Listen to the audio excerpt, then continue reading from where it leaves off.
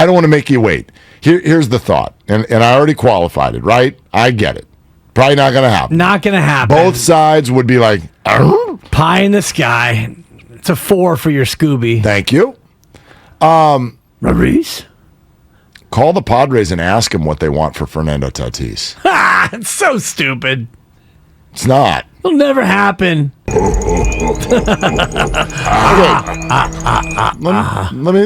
me pull this apart a moment or two. It's like a Cinnabon. Which, by the way, that came up the other day. I've never had one. Really? They're at every airport in America. Are they anywhere else? Are there any just like Cinnabons that are on the street? Yeah, malls. Are they malls? In malls and airports. But on the street. Oh, is there just a Cinnabon? Like a brick and mortar? Right? No. Yeah, like a Starbucks on the corner. I don't think so. Cinnabon. It's only airports and malls? Airports and malls. Yeah, like the that smell. And Better Call Saul. It features very heavily. I think I just need the smell.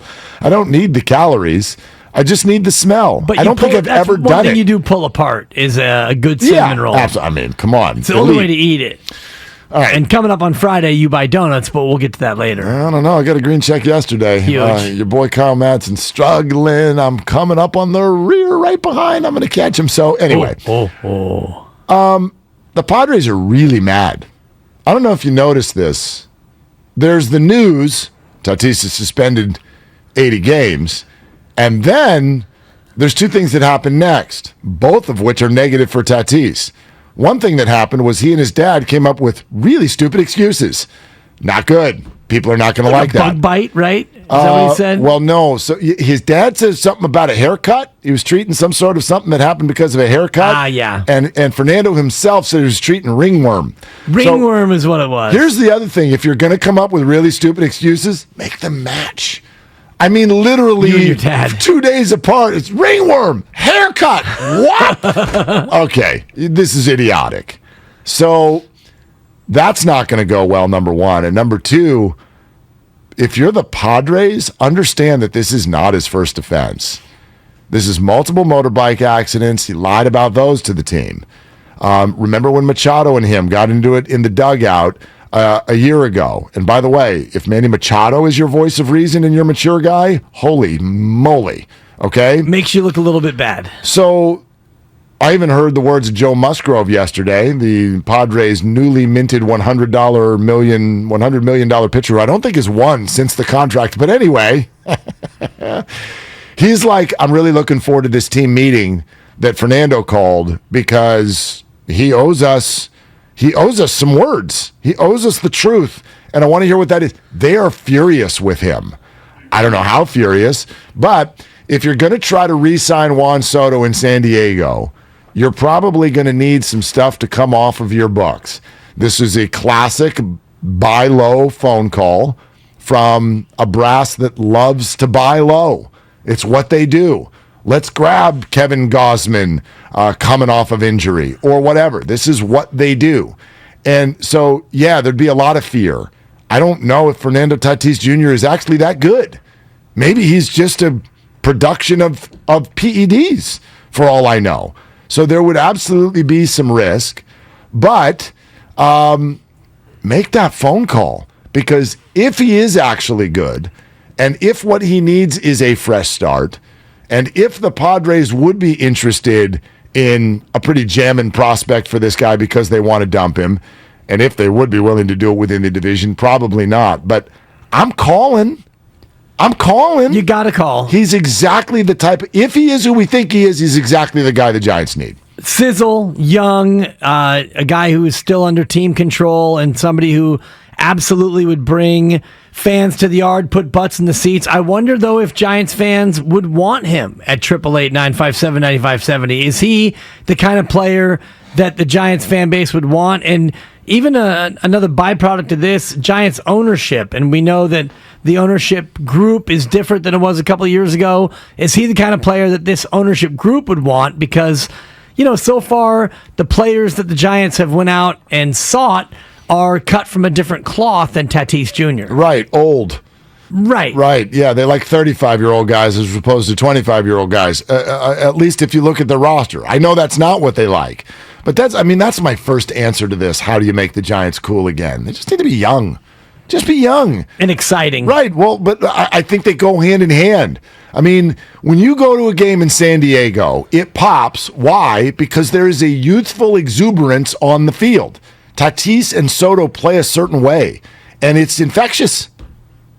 And that works its way into the stands. Giants fans right now, we're watching Longo get to first base. It's like, got a pinch run for him now. Exactly. If he hopes to score. I mean, he's not going to get around to home plate, and if he does, he's going to be on the IL tomorrow. So that to me is a really big piece of this. Jonathan in San Francisco on with Willard and Dibs. Hey, Jonathan, what are you doing, man? Hey, good morning, guys. Just mailman duties. I have an idea, but this is more for the off season, and the Giants should absolutely do in their powers. Hey, Farhan, use all your brain energy, and the Giants should absolutely do everything in their powers to land this guy, because this guy is secure. He's got an arm and a bat, and that one name is Shohei Ohtani. Sure. I mean, this is getting out. The Ohtani thing is so interesting. Jonathan, thank you. I don't think, who disagrees with that? Nobody. And the Jason Stark comment from a couple of weeks ago that if and quite frankly when Ohtani leaves the Angels, which is after next year, right? When he's done, the Giants and the Dodgers would probably be the first two teams on his list. There's an executive who said he just doesn't think Ohtani's an East Coast guy. We know the teams who we're talking to and were close with Ohtani at the original time of his posting and coming over. And the Giants at the time, all the National League teams, Padres too, Dodgers, I think they were all at a disadvantage at the time because the DH didn't exist. And now it does. And so, I think the Giants are in great position to get Ohtani, but how do you do it is interesting. Because, yes, free agency's still a year away. If it just becomes money, I don't think that's much of an issue. But what do the Angels do with him between now and then? If I'm the Angels, I'm not waiting until the deadline. I'm going to trade him this offseason. If you're that convinced, and everyone seems so convinced that he's not staying, right, why wouldn't you do it before he's a rental? I would totally do that this winter if I'm the Angels. And that way the acquiring team could figure out a way to sign him long-term and make him a part of their fabric going forward. And if you're Ohtani, you don't want another temporary destination. You want to be able to put roots down and be in a place where you feel comfortable. And I think that San Francisco would be a great destination for him. Totally agree. So that's one piece of it. But again, as I've said, the presence of Ohtani doesn't make you cool by himself. The Angels are currently not cool. This has to be all about some sort of youthful exuberance. Bonte was talking about the in-game entertainment. It's Kyle Madsen's favorite word. It's a vibe. Yeah. They need to find, and I don't, listen, I don't have all the answers, but they need to somehow create a vibe. Part of this is just also winning. You're going to win more baseball games. Yeah. Well, you're winning more than you're losing right now, but you got to win. Glad you're saying it today. Well, and might not be true by 9:45 tonight. And last year you had much more of a vibe, and you had players with nicknames, and you had a winning culture. Late Night Lamont and Yaz was something, and all the rest of the stories last year were stories like you like to talk about because you were winning. Stars come from winning, and when you win, stars are born. And when you don't win, you can still have stars like the Angels, but their team, their franchise is a disaster, even though they do have a couple of stars. So, I mean, look at these two texts that come in almost side by side, and I wonder what you think. 925, who wants cheaters? And then a different 925, I mean, we embrace Bonds. Right. Why not Tatis? Every time a PED thing comes up in baseball right now, I think San Francisco fans, and this is true for almost every fan base, but it's we have got to check our own hypocrisy. Exactly. We will run around this town and scream till the cows come home that Barry Bonds was the greatest hitter that any of us have ever seen. And then we wag our finger at somebody for doing steroids? Come on. Melky Cabrera was a Giant who cheated. You know, it's been more they got than rid of just him right Barry away. Bonds. Yeah, I got rid of him right away. So that was, you know, I mean, when you find out, okay, you move on. Well, and that's why I'm saying call the Padres, because not only, now this is different. Melky was great. Tatis is not Melky. That's $335 million that have been invested. But look at what Soto is bringing us through. If you are confident that Fernando Tatis Jr. is as good as he's shown, and that's not simply a result of PEDs. If you're confident in ringworm. It was a ringworm treatment. $335 is a deal. I mean, Juan Soto just turned down $100 million more than that.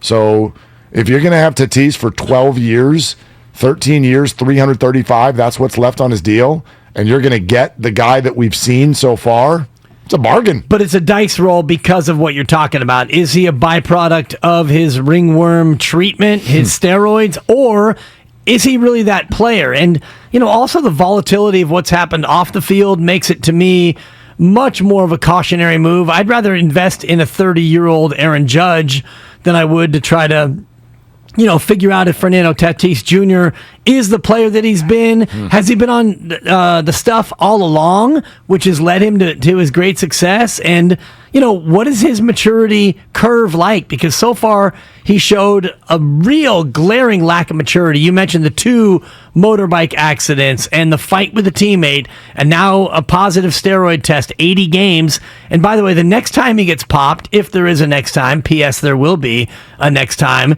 he's gone for 160, right? Yeah, he's gone for an entire year. Right. I don't know that there's necessarily going to be a next time. There isn't always. But, I wonder, too, about surroundings whenever a guy is called immature. Yeah. Right? I mean, like a year ago this time, there was, and it's a much less of a drumbeat, but there was like, is Brandon Ayuk, is he mature? Is he reading his own headlines? Yeah. What's going on there? And the 49er organization not only held him accountable, but man, they also wrapped their arms around him and took him to a spot where now it looks like he's having the best camp of anybody on the entire team. I wonder about the Padres. Like that, as an organization, you got a whole lot of energy there. This is part of the reason you bring in a Bob Melvin. You had a baby manager last year. Now, the reason they gave $144 million to Eric Hosmer was this. They're like, come, you've been to World Series. You're an adult. Yeah. Come be an adult for all of these young players we have. But that was one guy, and he didn't produce that well, and now he's gone too.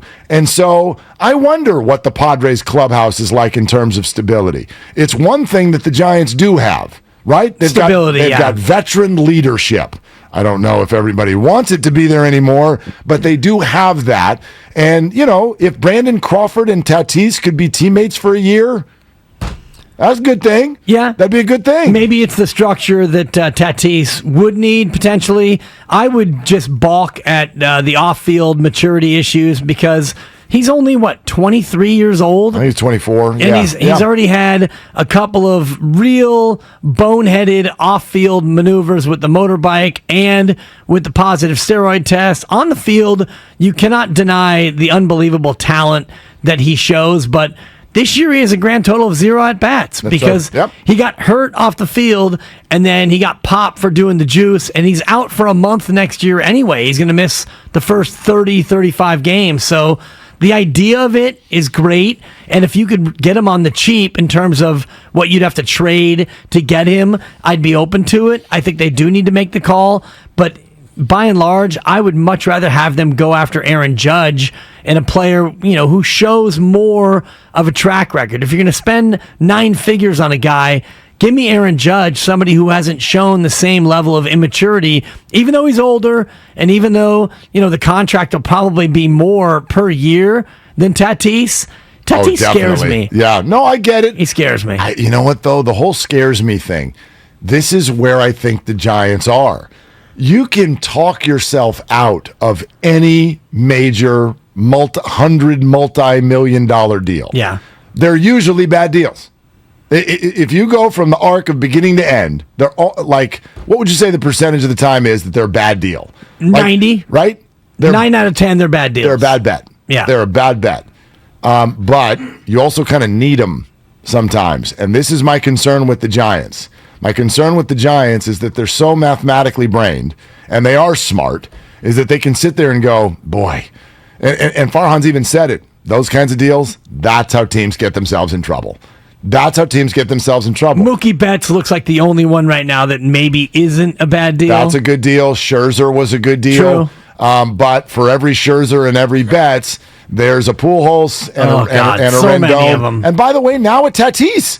And Bryce Harper, we don't yet know. Well, Harper, I mean, yeah, like that's 13 years. He's played well, but he's played very little this year. Yeah. He's injured. So there are so many things that can go wrong, but I also think you can't just take that off the table. You can't say, no, sorry, we're not doing any $300, $400, $500 million deals.